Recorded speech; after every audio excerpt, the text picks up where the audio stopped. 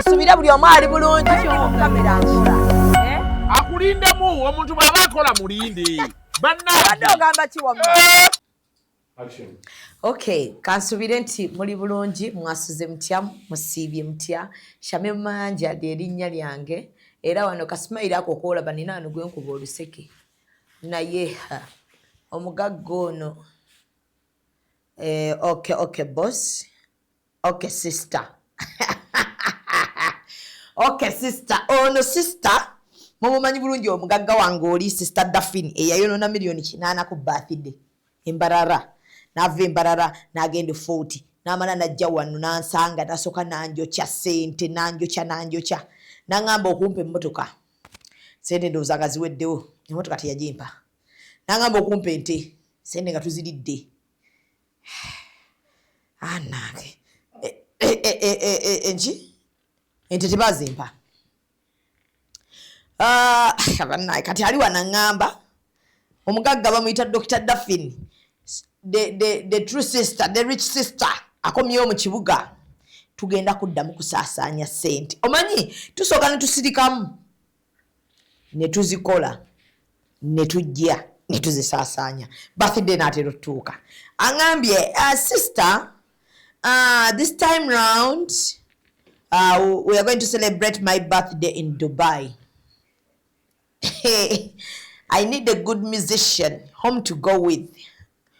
Home to you. You want. Kubakati. Let Daphne, this time round, be serious, please. Let us show these people who said that you went bankrupt, that you're still standing on your 2 legs. I think understand this. Wabula ngenda kuva ku motoka ya Jalia. Akoze. Jalia ine empisa emyezi esembayo omukazi oyo. Atuwate motoka nga ate batuweerako n'amateeka. Jalia n'apa motoka n'agijjako switch nga ndi n'abaana. Gwe kyoli okirabye. Anyiza ka switch. Nezikira mu kkubo wakati wa bo. Buli kato kamanyawo. Akanyigira ddala ne ka stopping nga yingirite. Lwaki ngamba nakusasudde? Lwaki ompimira obudde? Naye ate kati gwe weereetedde ebizibu. Lwaki okozesa motoka ya Jalia? Lwate nina omulala ayinza okupa emmotoka. Tobamanyi abalina emmotoka ez'akabi. Laba ono. Genda mu ba Alika Rentals. Balina emmotoka eza luxury, ez'akabi, eza buli mutindo gw'omanyi nga swaga lyereere. Balina Jeep, balina BMW, balina Audi, buli mmotoka gy'omanyi ey'ebbeeyi. Bazirina ate ku miwendo egya wansi. Sawa sonde za Jalia nso ofune emmotoka. Osobolera ddala nga tofunye na bizibu n'abo bantu. Mukwano mponye Jalia. Alika Rentals basangibwa ku 309 Slade Street, Drogheda, Boston, Massachusetts. Bakubireko ku 978-852-277-98. Alika Rentals. Rent, explore, experience. Kyalimu. Njagala tubalage ente ziri ziwagamba okumpa njagala ozimpe obalumye. Emmotoka ogimpe. Omanyi bino ebintu by'okuba n'abagagga si byangu. So njagala mbategeeze nti obulamu si bwangu obw'okuba ng'olina okubugiriza abagagga. Nno Daphne akomyewo mu kibuga ngenda kubabulako anti. Kasooke okwebaza abasponsors bange okuli Abababos Beauty bali awo ku New Pioneer Mall. Ku New Pioneer Mall level 4 room 106. Bakola ku nsusu era gwe mukyala munnange ali eyo ng'olususu lweyagala lubeere nga lulabika bulungi olwange lubeera lulabika bulungi naye lwafuddemuko mulimu bupimples obutonotono naye nkozesa tona yaabwe eyerimu salicylic acid yes nebeera nga ate ekaza pimples that is wemanzikoze eki bwebanzifunye so ate okokosa aba Alika Rentals bali Boston, Massachusetts bakugamba nti bapangisa emmotoka zonna eza luxury gwe mukwano gwange muna Uganda munnange ali mu America beera nga onoonya engoye ezo mbeera nga onoonya emmotoka ezo obeere nga ate weeyagala kutwala abantu boku family day out mukole birthdays n'ebirala ebiringa ebyo so abanyambaza ba Mimi's Glamour basangibwa ku New Pioneer Lero mbadde ki omugagga nenzo banyi bwenda ba sente sisigala kyekimu nina story wano gyenjagala okukola gyenkyanoonya wano naye nga aba Mimi's Glamour bali awo ku Sapolo Road be banyambaza yes obukaya bonna we buli kakaya oyagala kusiba tabani, oyagala kubeera ng'osiba bint, oyagala kwambala bwambazi kikofiira, beera ng'ate ogenda okusaapula ate gwe ayagala okubeera ng'osuubula n'obwokusuubuza weebuli. Tusobola okubeera nga tukuyamba nako kuyigiriza engeri gy'oyinza okubeera ng'ate osibamu akatambaalako obulungi n'obeera ng'ate tobonaabona. Yeah, tulinawo lip gloss omulungi awo ku saapolo, tulina obuwoowo obulungi obw'abakyala. Yes, endabika y'omukyala kyekitiibwa kyo. Wunya bulungi, labika bulungi, osobola okutambulako nga teweeyiyeeko makeup mungi. Yeah, sponsor kigwe neerabidde saaga kwerabira abantu. Flory Flower alja kugamba Valentine eno genda wobeere ng'ofunira omwagalwawo ekimuli yabireese ebiri artificial kosa n'ebyo ebiri nakyo. Ali awo ku Bombo Road opposite amafuta ga Rubis. Yes, yitawo obeere ng'ate ofunira omwagalwawo ekimuli. Ate bo aba Print Creations nabo bakugamba nti omwagalwawo oyagala kumuwa ku kintu ekiri unique, beera ng'ogendawo baku branding ekyo kyonna ky'oyagala omutereko message eyo era ky'oyagala. Ani omulala saagala mwekwase bannange. JJ Sounds naye akugamba nti ebyuma byonna weebiri, screens weeziri, screen weeziri, ebidongo weebiri, amataala weegali. Beera ng'oyita ku JJ Sounds babeere ng'ate bakolako.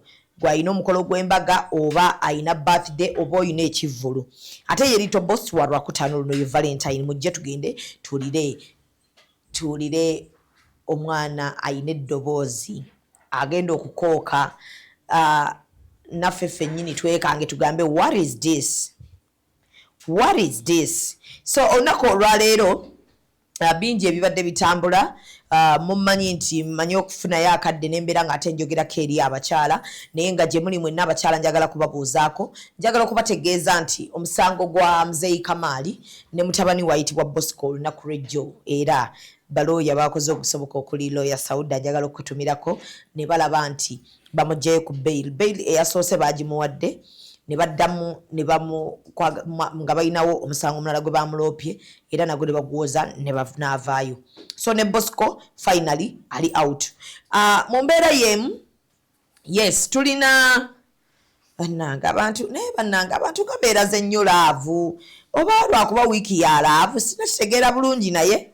So for you guys who are not going to get flowers, please buy for yourselves flowers. Appreciate yourselves. Genda weegulire ebimuli. Tokolimira musajja kuba naawe oyinza okukwata bimugulidde. So bayinza okuba abasajja bali ku tit for tat. Baludde mbu nga batuwa ebirabo nga tetulina kye tubaddiza, kujjako okusongoza omumwa mu nju. So ne banyiigamu. Genda weegulire ebirabo byewe bipositinge. Oteekeko akameseji akalungi. Naye ekizibu baawo okuvaayo n'agamba mulisinze nabikuwadde. Tomufaako, don't mind the idiot. Leave him. Gift yourself the flowers. Enjoy that day. Weetwale out tugende wa Little Boss, weegulireyo kasoda kamu. Soda baba bagenda kuba bamutunda mmeka katikati. Weegulireyo kasoda kamu weeyagale. Self love. Abakyala self love. Tuyina ono omwana, story yono omwana Kadama. Namulabako yajja ne musisinkanako. Namukasa yamundeetera. Namukasa yamukolako interview. Saamukolako interview. Lwansonga namugamba it's not all about views sometimes. Ate nga ndaba ne bwe naba mukozeeko interview nali ndabanga ayinza obutamuyamba ate yali akaaba nnyo bambi. Omuwala oyo ndowooza Vicky yamukozeeko, Namukasa n'amukolako. Nendaba ne bannamawulire abalala bangi bambi nga bazze bamukolako. Omuwala oyo yajja nanyinyonnyola ensonga ze. Nangamba yalinga akola ssente ng'ali ku kyeyo story yonna mujja producer, story gye mbadde wano nnoonya. Njagala ogiteeremu abantu bategeere story ki gye njogerako n'omuwala ki gwe njogerako. Story ogitegedde producer? Yes. Omuwala oyo najja nanyinyonnyola abadde nga Bulaaya ng'akola ssente ze, nga ssente ze bwaziwa omwami we. Omanyi tulina ebintu bino bye tuteesa n'abasajja n'omugamba kaŋŋende nkole gwe kankuleke wano osigale ng'olabirira abaana ngenda kukuweereza nga ssente. Omwana ow'obuwala abadde ng'aweereza omusajja ono ssente mpaka ssente bwe zaawera $3,000,000 omusajja nga bw'azimba. Yagenze okudda Mukama Katonda ono yagenze okudda ng'omusajja mu nnyumba mulimu mujjawe abaana nga tebamukkiriza balaba nga bakuba mukube bamufulumya ennyumba ku ssente ze yakola byo bye tujja ne twogera wano ne tugamba however much people need justice for men but abakazi babeera naive ate abakazi ku guno omulembe bakola abakazi bakola kibeera kiswaza nnyo gwe omusajja omukazi okubanga akoze ate gwe n'oyagala okubanga n'oyagala okukwata amaanyi g'omukazi ye abadde asula teyeebase muwarabu n'avuma n'akuba n'akola buli kimu ky'ayagala ng'amanyi nkola ne munnange twezimbe ngenda okudda e Kampala nga nina wensula ntandikira awo obulamu munnange omwana ow'obuwala ono ng'atandika kkaaba amaziga ffe tumulaba wano twalina ebbuule ne Namukasa nga mubuuza ettaka lye baazimbako ennyumba lyani liri mu mannya gaani nti liri mu mannya ga musajja omusajja amugamba oba oyagala nnyumba yo gitwale kitegeeza oba olina mmenyako mmenyi okitegeera omwana ow'obuwala ono n'akaabiraawo ne mugamba olaba kibi nnyo kyewakola okuba nti wakwata ssente ng'ozimba ku ttaka eritali liryo kyova neeno ndeeta kanso olutali lunaku lumu olutali mirundi ebiri bitali mirundi esatu okubeera ng'ayogerako n'abakyala because abakyala tulina ensobi nnyingi nnyo zetukola nga tuli mu mukwano kyakubiri tulina ensobi nnyingi nnyo zetukola for the sake of our kids ate ffe bwe twagalira ddala tetuliimu ebyo nti no kamwagala ate nkole bwe nti okuggyako omukazi bw'aba akukooye so now this young girl akoze mu kiyumba bambi tayagala kuddayo because nzijukira twamubuulirirawo buule n'amufunira omuntu ayinza omugulya air ticket ne tumufunira omusirikale ayinza omuyambako then another thing kye namugamba aleme kustressinga nazeemu okuwulira nga mukwano gwange omu owa security nga ngamba Shamim bandeetedde omuwala ono bw'ati omumanyi yaŋŋamba yakusinkanako ne mugamba yes naŋŋamba omuwala ono bamundeetedde ng'agenda kwetta abadde agenda kwettira mu kaduukulu ka poliisi omuwala yeekyayi omuwala agamba bamukwate at least bamuweeyo $2,000,000 ku ssente ze. Now this is the guy ayagala okubba obusente bw'omwana adinayinga nti sente teyazifuna kyokka messages we ziri eziraga nti yakola ki yafuna ssente kati naako ke tugamba ak'obuntu ono guy yali abadde ayina kufuna bufunyika abuntu naye olw'okuba nti abasajja ennaku zino muli babbi muli bayuza mwagala okukozesa omwana ow'obuwala mwabafuula nga zimashini abasajja b'omulembe guno temukyayagala kukola abasajja batono nnyo b'osanga nga baagala okukola era nga bamanyi omukyala yaani so kati guno omulembe abasajja tebakyayagala kukola mwagala kubba bubbi so I'm telling girl child yenna ali eyo bino wammanga naddala ndi ku kyeyo ndi wano Kampala nkola bintu byange nkola n'omusajja akola ebintu by'okola nga ssente zizo toteeka na mannya g'abaana biteeke mu mannya go bw'ogende ye Bulaaya togamba omusajja namulekera abaana kantandika okumuweereza azimbe totawaana ssente zo zitereke otuuke wano ozimbe ogule ettaka mu mannya go bw'omala ogula ettaka mu mannya go zimba teekamu abaana n'omusajja abeere mu nnyumba yo n'ebyapa byo linnya nabyo ennyonyi ogende nabyo bw'onaaba okomawo era okomewo nabyo because omusajja essaawa yonna engeri gye tubasanga Kampala nga bazuŋŋana naffe batusanga tuzuŋŋana like olina omuntu gw'osanze obukulu gw'otomanyi oba enkya agenda kukyuka oba tagenda kukyuka so osirise oli awo buli kasente k'okola bw'okamuweereza this is the girl gwe nalabye ng'agamba mukama we yalinga ayambala engoye ennungi zonna n'azipakinga n'azisasuliranga $50,000 omusolo aziweereze ebbaawo anyume naye alina okunyuma ayagala abakazi abalala mu ngoye zo mu maanyi go ozimba ennyumba basuzaamu omukazi mulala omuwala yatuuse okwagala okuyingira ennyumba nga bakuba mukube mpaka bwe yagenze mu kkomera so these are some of the things we come out to speak abantu ne bagamba tuyina akajanja so mwagala mutunuulira abakazi nga bali mu mbeera ey'okunyigirizibwa mpaka bwe banaatuuka ku mbeera y'oyo omuwala gye yabadde atuuseeko ey'okubeera nti omuntu yejjawo mu bulamu bwensi because talaba kiddako guno gwe mulembe gw'endabye abasajja nga bavayo ne beegaana abaana ng'abaana baabwe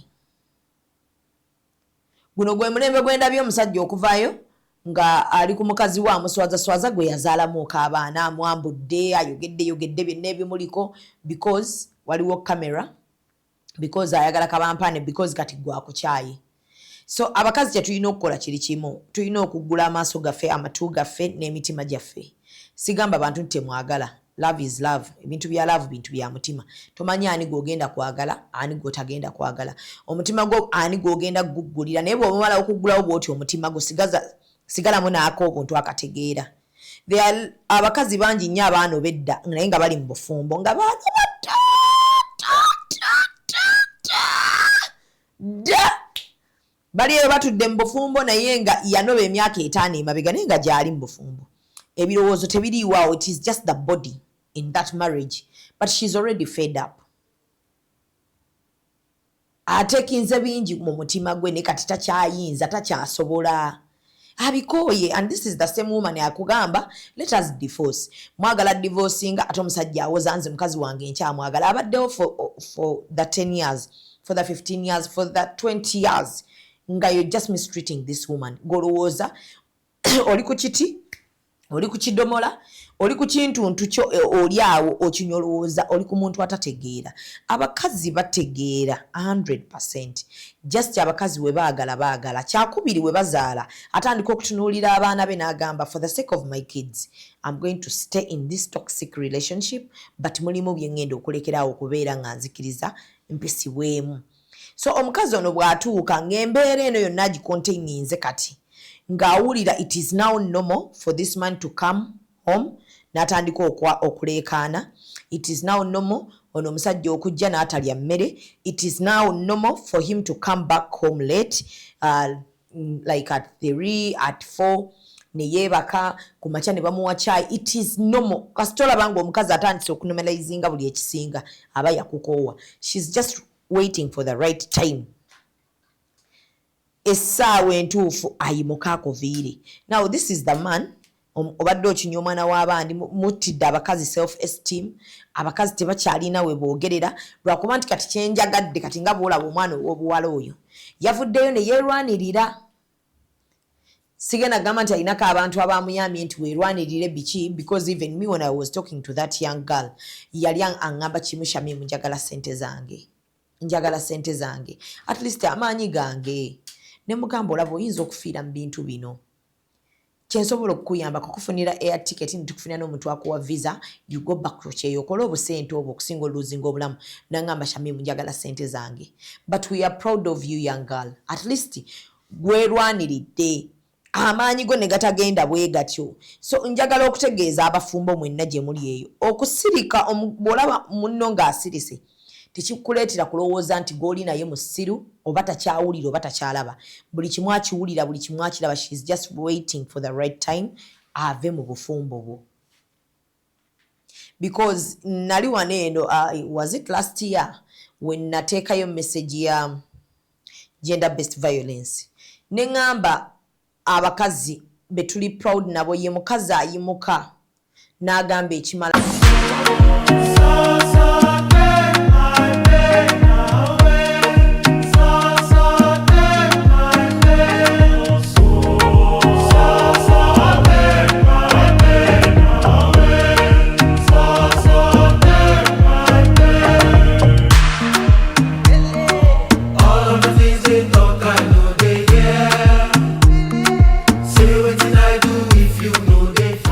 Chimala, I'm leaving this toxic relationship. Nava mu mbeera y'okubeera ng'akyunyizibwa. Agamaanyi obwo obuvumu bw'akozesa n'agamba ekimala oyo omukazi tulina omuselebratinga. Because omuntu yenna ng'ali mu toxic relationship, oba eri verbal, oba eri psychological, oba eri etya, n'ayimuka n'agamba ekimala kati nnyimuse, kati ngenda nsazeewo, oba community egenda kwogera ki, oba ba family members bagenda kugamba ki, oba gundi agenda kwogera ki, naye n'ayimuka n'agamba ekimala. Oyo omukazi tulina omuselebratinga buli mwaka. Buli we tumusanga tulina omugamba yeah, you're a great woman. Tukwenyumiriza mu, you are proud of you. Kyova olaba nze kizibu nnyo okunsanga ng'omukazi agamba I'm divorcing, oba ng'omukazi avuddeyo n'awandiika ku biki bye yayitamu mu bufumbo bwe and people ne batandika omujajinga. You don't know. Temumanyi bantu bintu bye bayitamu. I'm telling you. Naye kyenjagala okugamba abakazi, today my message to women is mukola nnyo ng'ebintu byammwe byonna byonna mubiteeka mu mannya g'abasajja. Mukola nnyo nga mukola joint. but wezibanga sente zizo ebintu ebyo bigulo biteeke mu mannyago. When I came here nembagamba me when I buy something with my money mbeera ne receipt because it is mine. Whoever wants to say mukazi muyaye bannange it is my money. N'omusajja bw'agula ebyo abiteekeko receipt. Okitegedde? So abakazi ekisinza okubaleetera obuzibu n'okola sente zonna n'oziwa omusajja n'omugamba kakati genda ogula ettaka oli si mwana wa nnyoko. Wamuleka e Kampala tasobola kubeerawo nga teyeegatta. Kati golowooza emyaka 2 gy'ogenda okumala ku kyeyo.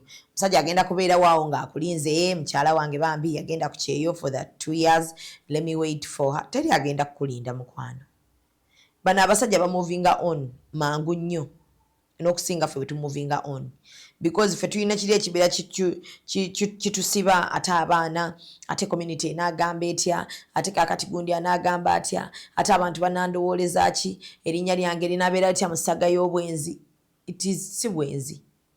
Omusajja wamovingira on, naawe weekuŋŋaanye omuvinge on. The moment this guy tells you nkukooye, yiiye engeri gye weekuŋŋaanya obuziina bwo obukuŋŋaanye, ogenda ofune wookaabira amaziga.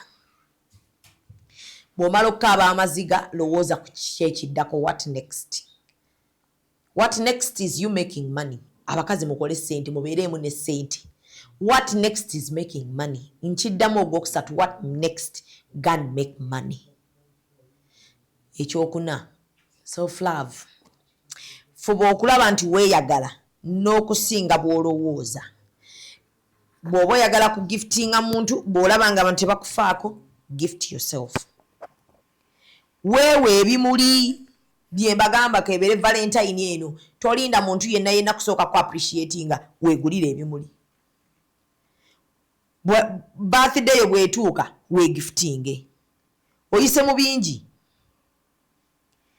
weegiftinge. Muve mu kulinda abasajja babawe, muve mu kulinda omusajja tagenda bikuwa, ogenda kaabira bwereere. Kisookera ddala omuntu bw'oba weeyagala okwata akasente ko n'okalyako, osobola okugula ku ngoye ennungi. You can buy good perfumes. N'ozeekuba ne zinogane ku mubiri. Naye omukazi ali awo aweddemu olwalaavu muganda wange. Wenna n'okalaakala olinganga mu kalo, olinganga kyennyanja kibakaliridde. Wenna oli awo stress zikutta. Omusajja akuzoganya eno n'eri. Bw'okwata amasimu bw'okeberamu nga muli mu message z'abakazi. Bakazi be bwe bakkubira. Omufumbira emmere tagiri oyiwanjiwe. Ate otyo gamba bannanga abantu banaagamba batya. Oyagala okwogerako naye muboggoze. Kwe gamba gavaliyo yonna ng'omukyala tagiraba. I know it is very hard to say ekimala kimala. But bw'owulira nga ekyo tokigwanidde, bw'owulira nga obikooye, obufumbo si lutalo. Mulekeraawo okutunuulira bano abantu bagenda kunvuma, bagenda gamba biki. Obufumbo si lutalo. Amaanyi ago woogafunira bw'oti yimuka. Don't mind about what they are going to say. Don't mind about those idiots outside there. This is your life. Yimuka mpola mpola, fuluma obufumbo obwo genda. Abaana be banaakula ojja bannyonnyola obagambe mulaba ekimala kyali kimala. For the sake of the kids, you can sit down with the dad bw'aba ategeera bulungi n'omugamba we can cooperate, but sikyayagala kubeera nga ndi naawe mu roof y'emu. Sikyasobola kitekinga in.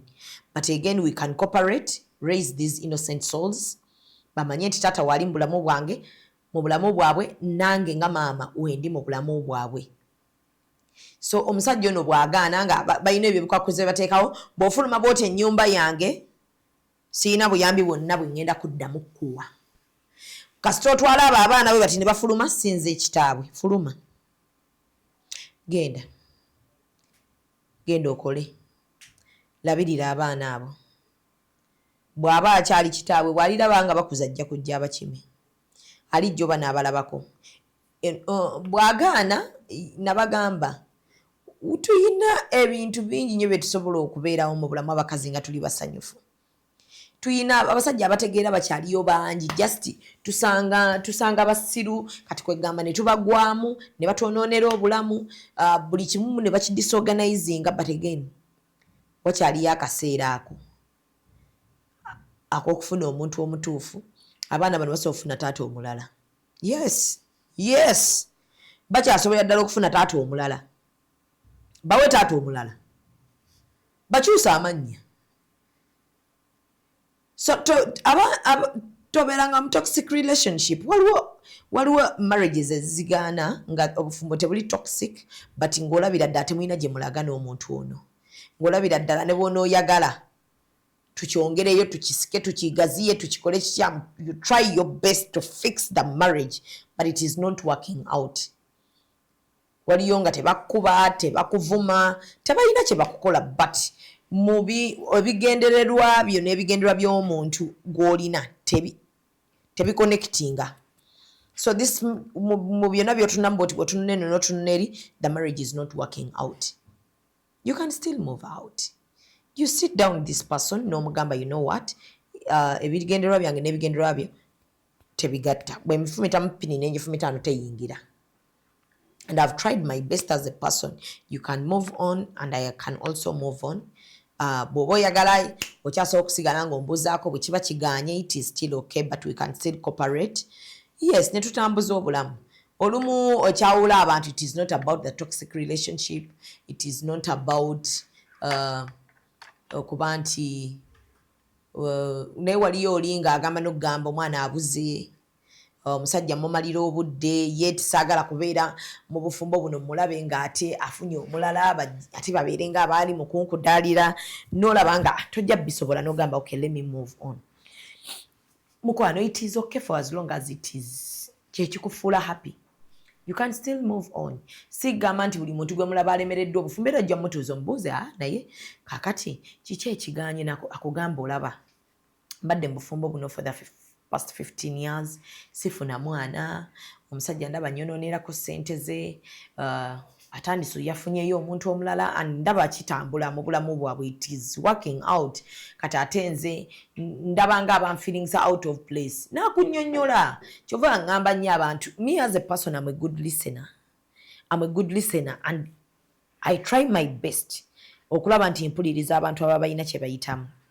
I try my best because manyi kyekitegeeza omuntu okuba ng'ali mu depression, manyi kyekitegeeza okuba ng'omuntu alina embeera gy'ayitamu naye nga talina muntu gw'ayinza kugamba nti nfa. So omuntu yenna bw'ajja gy'oli nga alina embeera gy'ayitamu. Yesterday kati kambanyumizeyo akaboozi, ejjo nafunye okusoomoozebwa, nafunye omukyala ng'alina bambi kyayitamu. So nangamba, she wanted to talk to me, she needed a marriage counselor. So nemugamba, I'm not in position kwogera naawe about marriage today because nange ng'omuntu nyinza obutakuwa kyoyagala like nenjogera naawe with emotions and I hate talking with people nga nina emotions oba omukyala nanyinyonyola nefuna emotions obutasobola kuwulira the other side of the story y'omusajja because sometimes olumu n'abakyala tuvaako mangu, olumu ne weesanga nga ebitunyiziza buntu butono nnyo, we can handle them if we give them time. Olumu ne weesanga nga ebitugjeeko omusajja asobola okukyuka. There are some men who change ate n'akyukira ddala n'afuukira ddala omusajja ow'obuvunaanyizibwa era nga buli omu akusanga n'akubuuza owaayi ono y'omwami waffe simanyi akyakomawo mwenda nti kati tuli saawa 2 aba yatuuse eddeeka fiizi z'abaana tetukyamugoba. Kwegamba there are some men who can change. Omusajja nabaga omusajja akwagala tebamugoba misindi, omusajja akwagala tebamujjukiza nti abewaka bagenda kulya sente ne waba tazifunye. It's not all about money, but it's about someone afaayo n'ateekinga obuvunaanyizibwa bwe n'amanya nti ono mukyala wange nina okumuwa ekitiibwa, however much ndi musajja nina okusajjalaata but again ono mukyala wange namulondayo mu bangi nengenda ewaabwe nenkuba jjambo nempanika omukono neŋŋamba bataata bamaama ono ye mukyala gwe nnonze mu bangi. So bw'abanga ye mukyala gw'olonze mu bangi, respect that woman, muwe ekitiibwa. Naawe omukyala bw'obanga walayira mu bangi n'ogamba ono ye mwami wange, mu respecting ye mwami wo, okitegedde, muwe ekitiibwa. Musobola okwawukana nga temwetyobodde nga buli omu tayinoonya ekitiibwa kya munne, okitegeera. So omusajja akwagala amanya nti olina okulya, omusajja akwagala amanya nti siinaamu leero ssente but let me call my wife and explain. Mugambe munnange omanyi ndi eno nkyabigattagatta naye biganye, olwaleero biganye, olinamu onteerewokko era n'omuteerawo ko n'akwebaza because it's not your responsibility okubeera ng'ate omuteerawo ko n'omuteerawo ko n'akwebaza n'omanya naawe nti abyaganye buganyi naye ssente bwe zibaawo omusajja ono atubeereramu.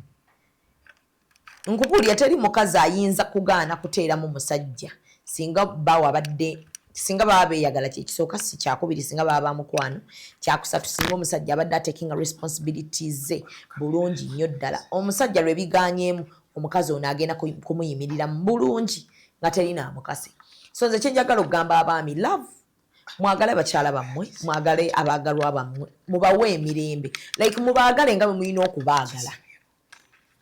Stop mistreating women all in the name of love, all in the name nze ndi musajja tisigambibwako, nze ndi musajja saagala kummanyiira, nze ndi musajja sirya mmere etali nnyigire mu ndagala like omukazi ono bwe wali omwagala ebyo mwabyogerako kyova olaba njagala nnyo nze bwe mbanga omuntu nagamba abantu when you go for a date bino wammanga when you go for a date mubuuza omuntu ebintu biki byalya engoye zayambala zirina kufaanana zitya biki ebyomusanyusa biki ebimunyiiza omanye nti okay ngenda kunyumya naye wano tugenda kusaagamu wano bwe naasukka wano agenda kunyiiga naye amanye nti bw'asukka wantu bwe wati ogenda kunyiiga.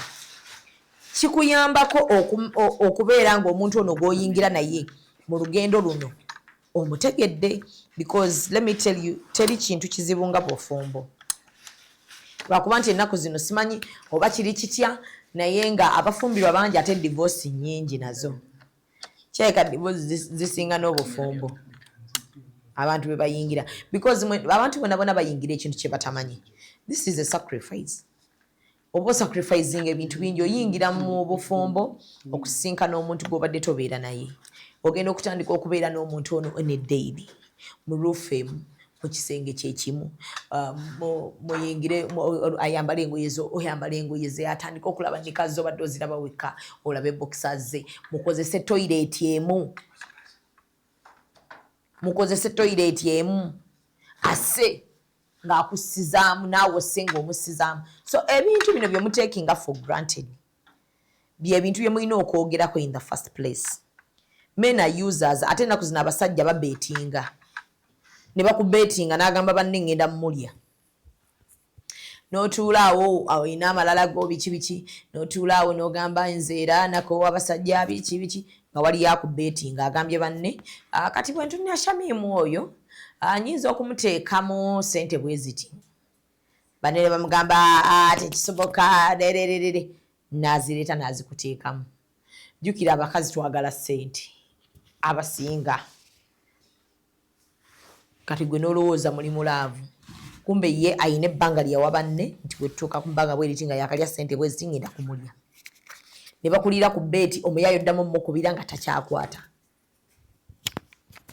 takyakwata gwe wayingiza bwe wali oyingira relationship eno wateekayo mutima. Omuyaaye bwe yali ajja yali akakasa banne nti nsobola omulya gwe bwe wali oyingira wayingiza nsonga za mutima. So we need to be keen, we need to be serious. Olumu mugjeemu engoye waliyo omuntu abasajja nabo njagala obbagamba sometimes temulina bakazi be waliwo be mulyanga kyayagala naye ekisooka ogenda mumusanga ng'ali desperate for sex kyakubiri ogenda mumusanga ng'olredde abadde yeetaagayo omuntu ne bwamuwaanamu for a month ogenda mumusanga nga ekizibu naye kyabadde yeetaaga kya mitwalo 5 so najja n'abala n'agamba okay I have my husband home nina omusajja bino byatankola ne bino so onazze abikoze kati naalabanga ne bwoba omulidde it is 1-1 okitegedde. It is a win-win game kiwedde kati gwe noddayo eri noweewaananga naye ali eno yeewaana agamba gaya yabadde awo naye era ebizibu byange yabimaliriza. So ebintu bya laavu bino tulina okubeera nnyo kiini ate n'okubeera serious nnyo because nga tonnawaayo mutima gwo eri muntu gutwale omugambe ng'okukwasizza guugwo gutwale buli wooba obeera omutima gwange togumenya ajja kugumenya kwatako akapapajjo bwe kati koba osooka okwasa omuntu abeere nako wakolera ebyekisiru akapapajjo waddembe okgenda nako bw'oyagala okakima n'omugamba kampe n'oddamu ne weepanga obulamu ne buddamu ne butambula naye bw'okwata omutima gwo bw'otyo nga bw'ogenda bw'ogwono bwakukyawa n'ono bw'ogwono bwakukyawa n'omulala bw'omuwa bwakukyawa ogenda tuuka ng'olina kufa nti ojja kuba tokyassa omutima oguwayo bw'otyo sooka okakase oba omuntu byakugamba byebyo because jjukira bano abasajja baba batukwana mu mbeera etandika baba balungi buli byakugamba oba obiwulira ate buli kyayogera owulira nga kituufu nga byebituufu byebigambo byewayagala odde okuwulira naye nga tolina woyinza kubiwulira but again bw'otuulamu wekka lowoozaamu ogambe ono gayi mutuufu ono gayi byazze bw'ati by'amazima like tuulamu wekka bw'otyo otandika okwebuuza ebibuuzo nga bw'obiddamu bw'obyebuuza bw'obiddamu instincts zo ziwulirize bulungi wuliriza instincts zigamba ki sibamuko kwatamuko ku break bw'olaba nga gy'olaga olabayo osobola okuddamu n'otambula naye mpolampola ku peesi yo baleme kuvuga speed leka baleme kuvuga speed ebintu bya laavu bino bizibu kati omwana ow'obuwala oyo nkakasa ssente yaziwaayo nga ye ali mu laavu naye ng'omusajja ali ku birala ye yali yafuna mashiini ye ng'agamba oke kati ono mukozi kati naafuna omutuufu ayina olya ssente gwe yateeka mu nnyumba mu maanyi g'oli kati bweŋŋamba abakazi ebyo bimutaddamu kukkiriza leka abantu baleme kuzannyira mu maanyi go kola ssente zo genda ogula akatakako mu mannya go kola ssente zo gula by'oyagala by'owulira nti bikuwa omutima naye mu byonna ekonomi yaffe si nnungi ate n'ekonomi z'ensi ezisinga si nnungi tuli mu mbeera ey'okuba nti abakyala tulina okukola naddala wano mu Africa tulina okukola totuula kane baba bakuganye kukola respect your husband naye beera waawe waka ng'olina ky'okola ennaku z'omwezi nga 23 August tulina hijab nation omwaka guno tulina ebintu bingi nnyo bye tugenda okubeera nga tetulaga abakyala abalala aba batali mu association yaffe so hijab nation this time round mbeera nkubiriza abakyala tukole mwe abakyala abasiraamu abali eyo haji yaŋŋaana okukola seeka yaŋŋaana okukola bingi by'osobola okukolera ewaka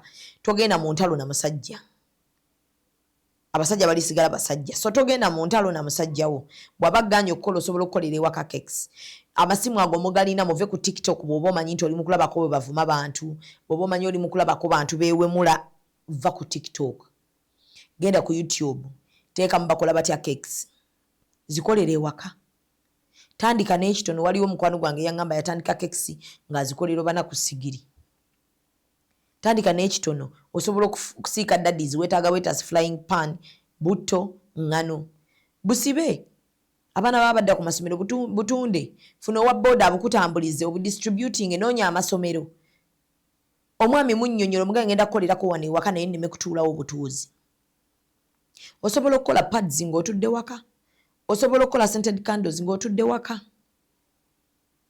nga you're not even paying rent wabula nga weetaaga material g'olina kukozesa naye nga toli awo bubeezi ayidde okugejjeraawo n'ogejja amatama n'ogejja ennyindo n'ogejja akabina n'ogejja amabeere n'ogejja olubuto buli kimu nga kigezze oli awo otunudde olinda Mungu n'akugezesa omwami n'akuvaako Mungu n'amukuggyako nodda ku kkubo okusabiriza n'abaana n'obakwata n'obasiiga omuze nti omwana enkya bw'ali baakuze muwalawo gw'oli ku street gw'ozunza tusabirize taata yafa singa watandikirawo okukola era omukyala yenna ali kuno alaba mukole kyova njagala nnyo okwebaza abaana bali ku byeyo basisita abali ewa ne bannayuganda bannanga abali wano kyonna ky'okola tokiswalirangamu let people talk for as long as you're making money let the idiots talk let them shout make money bw'omala okuzikola zibale bw'omala ozibala weesanyuse lyako lya ku ssente yo weegulireko akagoye akalungi teweekuba njawulo ku bulamu obulamu bubwo but mu byonna kola oli ewaka omusajja bwe yakuteeka waliwo ennimiro oli mu kikomera olimu wekka tosobola yadde kukwata ttaka n'oliteeka mu bukutiya n'ogamba kanteekemu nakati kanteekemu kino kanteekemu ne kino bannayibba abakuliraanye bagula nakati ku makubo bagula nakati mu butale bayitemu abagaye bannaye embeera ne nakati wano tomutunda babawa ebimuli wano ne baba gifting ebimuli ne baba gifting ebimuli biri nakyo ne mubijja mu wax ne musuula nze ebyo ebimuli mbikwata ne mbikaza ne mbiteekamu obuwoowo obulungi ne mmala ne mbitunda. Ekimuli bakimpa tekifa, sikisuula, kibeera n'omugaso omulala. Ebintu bingi abakyala bye tusobola okukola bingi nnyo. You can go for makeup because makeup buli ssaawa tekigenda kwetagisa kubeera ng'okola makeup. I have a friend talina nti buli ssaawa ali mu kukola ku bantu makeup. Ye yasalawo nze nkola ku bagole. Era essimu ye agikozesa ekintu kimu kulanga bizinensi ye nakufuna bagole. Osobola ofuna ekyalaani n'oba ng'otungira wuwo wennyini n'osabako omwami room emu, n'osabako omwami boys quarters, n'osabako omwami garage, n'otungirawo engoye ng'abantu bakusangawo. Ebintu bino kati kasita oba ng'okola ekintu ekirungi tebikyaliko nti bannaye ngenda kuteekawo bizinensi. Wooli wennyini nkugambye togenda mu lutalo na musajja akuganye kukola. Mulage nti osobola okukolera ewaka ye kennyini agamba omanyi hani katufune awantu awagazi tugende tuteekawo bizinensi yaffe naye agenda kumala akusupporting. But because otudde naye awe waka buli waddala eti n'osongoza omumwa, ebyo ebintu ebisinga okustressinga abakazi ne bagenda mu depression. You're not working, you don't have money. Oli ku internet olaba bakyala banna abalabika obulungi, olaba bakyala banna abalinnye ennyonyi, olaba bakyala banna abaspendinga. They are spending because they are working and they have the money. You're not spending because otudde waka. Buli bw'otuula waka n'otandika okulaba omwana wo bw'atunula obubi, n'otandika okulaba omwana wo bw'afaanana kitaawo omwenzi, n'otandika okulaba omusajja akomawo ku mwenda, n'otandika okulaba omusajja akomawo nga kkuse. But when you're working, your mind is busy. Naawe olina by'olowooza. Bw'anadda ku ssatu n'omugamba hani tukwemmere n'agamba nzikusenga omugamba oke tukuwoba kyayi nti nedda nti kale. Ng'odda ku laptop yo oba ng'odda ng'otambuza obulamu togenda kuyomba naye, togenda kunyiiga naye. Because oyina ebikutawaanya mu mutwe gwe naye ayina ebimutawaanya, mujja genda okukakana ng'omugambye okay, good night. Teri anyiigidde munne. Naye tokola, osiibaka. Ne waka wennyini w'oli nawo wakyafu, nawo toyina ky'okolerawo. Oyina kulinda musajja atuuke ku 3 atandike okunyiga essimu yaseke otandike okukontola. Omukazi akola ali biza analaba ddi omusajja ali mbwenzi. So ensobi zonna ze tukola ziva ku kwagala nnyo basajja bano ne tuterekeramu kaabuntu. Because twejjako okwagala ne tukuwa abantu, tukuwa abaana, tukwata okwagala kwaffe ng'abakyala ne tukugabanyamu, ne tuwa abaana percentage ennene, ne tuwa omusajja percentage ennene. Ku 100 tweyagalako nga 2% abakyala. 2% oyinayo maama wo gw'oyagala ennyo, oyina abaana bo, oyina omwami. Gwe n'osigala nga keweeyagala katono bwe kati. Kati gwe ani akwagala ate? Ani akwagala? Tolina gwe kennyini gw'olina okwekolako omulimu. N'osooka n'omanya nti okay, byonna biri awo, nze Shamimu. Nina kinneetaaga okubeera omusanyufu, neetaaga okubaamu n'akasente, nina okwagalibwa. But ani agenda okunjagala? Ajja kujja after kansooke neeyagale. Ne weeyagala. Buli we weeyagala n'abantu abalala bonna abakuliraanye bayiga okukwagala. Because weeyagala. Kyova nze mundaba, I'm always happy. Ng'ebintu byonna tebinnanzijjako waya. Nga sinatandika kutunuulira kino na kiri kyekinyiizizza. Nsooka ne neebuuza nzaani nti nze Shamimu Mayanja. Deservinga I deserve happiness. Nsooka ne ndyewo essanyu. Kati bino ogundi yanvumye, gundi yanjogeddeko kino, ogundi n'akola kino, abaana ne bakola kino, omusajja n'akola kino. Ebyo byonna bijja luvannyuma after my happiness. Then netandika okulowooza ku bintu ebiriraanyeewo awo. Kyova olaba nkinyanguyira nnyo okuva ku muntu andiko. Kinyanguyira mangu nnyo abantu okuŋŋamba kino kireke ne nkireka because like manyi nange okutulamu awo ne ŋŋamba is this even worth it? It is not even worth. Ne ngenda okulaba nga ate ngenda okwejjako essanyu lyange okumala wiiki nnamba ate ekyo sikisobola. Sisobola kukkiriza ssanyu lyange kunvaako for a full week. I'm not that person. I'm not that woman who would love to be in depression. Nedda. Because nina akagambo ke negamba Shamimu, you deserve better.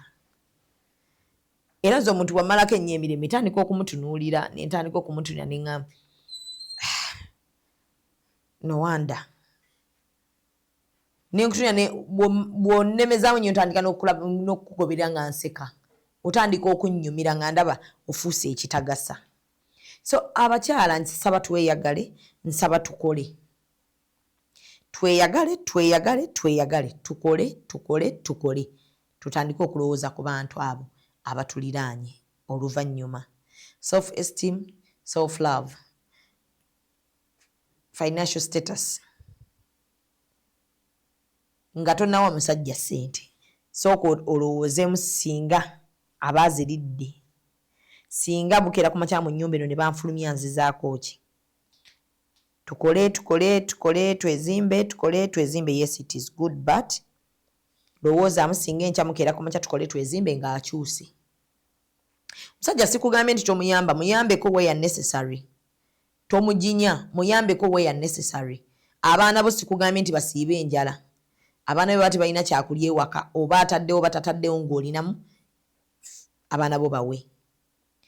Oba akuwadde ssente z'okwambala olugoye batalizikuwadde weeyambaze. But mulimu ebintu by'oba tomujinya kukola, at least move out ogende obyekolere. Toyinza kuba mu nnyumba nga nayo gwagisasula. Toyinza kubanga abaana fees gwazibawa, emmere gwagigula ewaka, engoye z'abaana. Kwegamba ebintu byonna omusajja bye yandikoze nga gwabikola, kyokka oli mu bufumbo bovaawo. Genda wali obikolere ddala omanye kati nze maama nze taata kati bino ebintu byo kambikole mbimalirize. Ekyo nakyo kiggwe.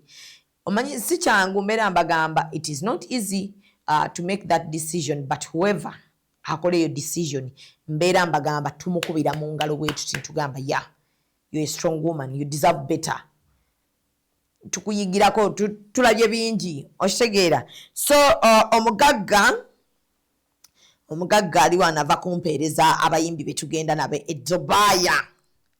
Omugagga Daffin ava kumpeereza abayimbi be tugenda nabo abaaye Ray J, Spice Diana, Message Semakula, Gabi Ntate.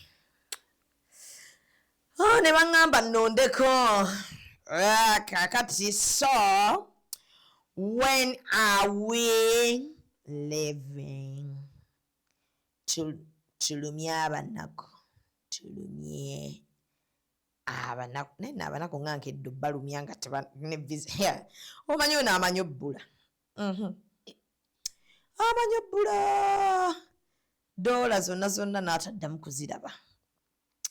Nedda fini kutuno ojja kumundaba kimafia nkubuuliramu. Ojja kundaba kimafia. So Valentine is here. Little boss ali katikati agenda kubeera nga atuyimbira ennyimba ze zonna ez'omukwano okuyingira emitwalo 10 kapo ya mitwalo 15 emmeeza ya miliyoni 2.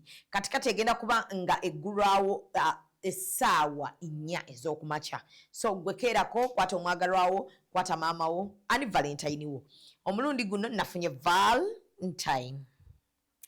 Naye Valentine wange simanyi kirabo kyagenda kumpa naye Valentine wange ye kagatto.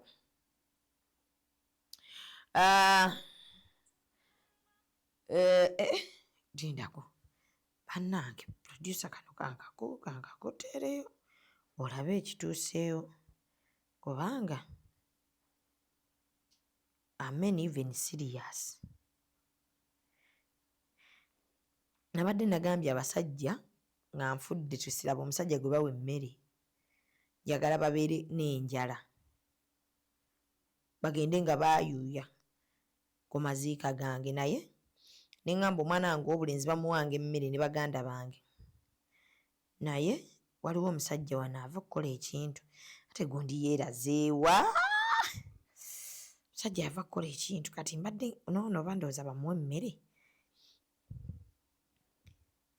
Nayinza okuba nno nga sina musajja nga mukazi nga yakikoze. Omanyi abakazi ennaku zino bazibu nnyo. Omusajja bw'aba akuwa amuwe.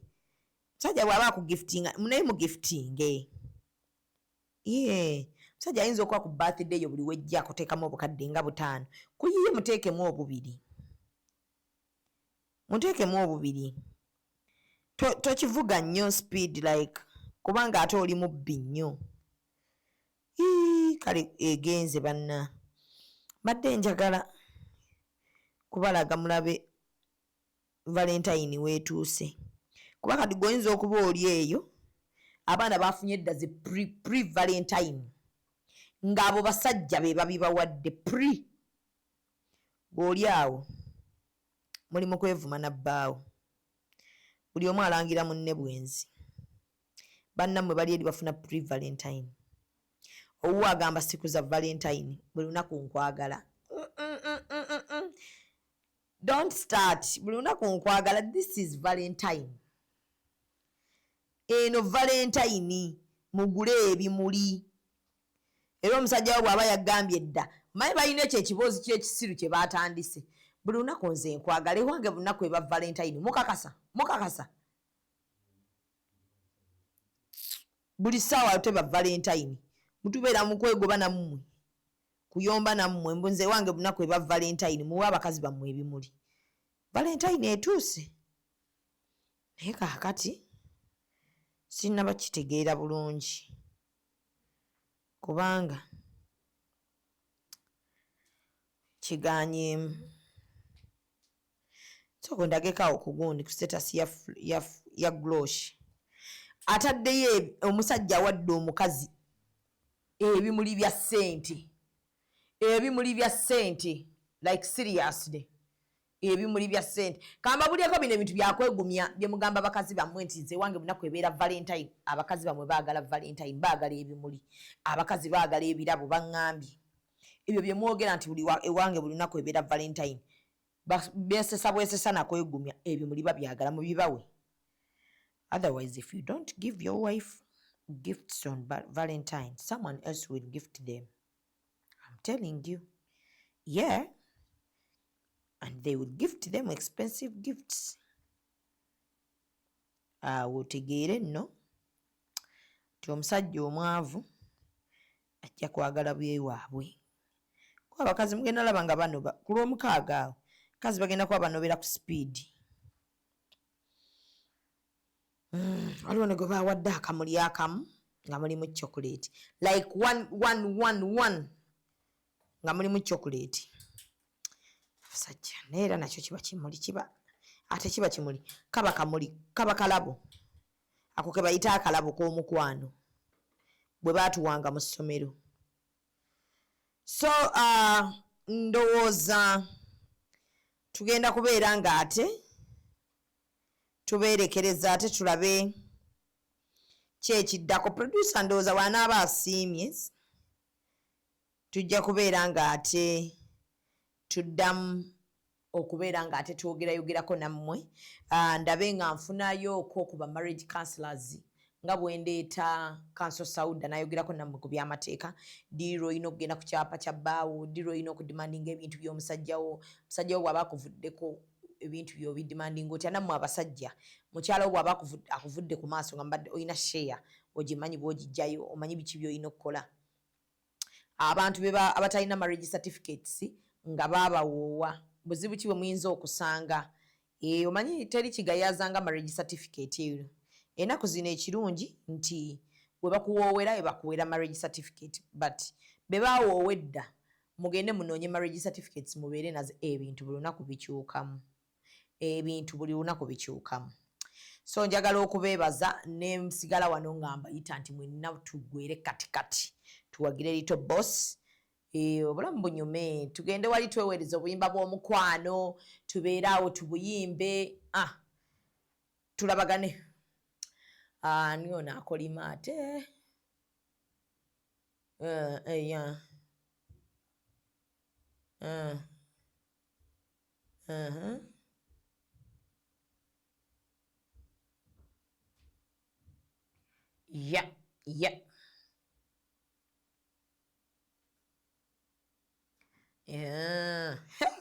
Ano wolabira status z'abakazi zonna ezisinga mikwano gyange zikolima bukolimi.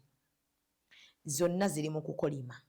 Kati we nategeeredde nti mikwano gyange gyonna tewali ayinamu musajja agaba. Tewali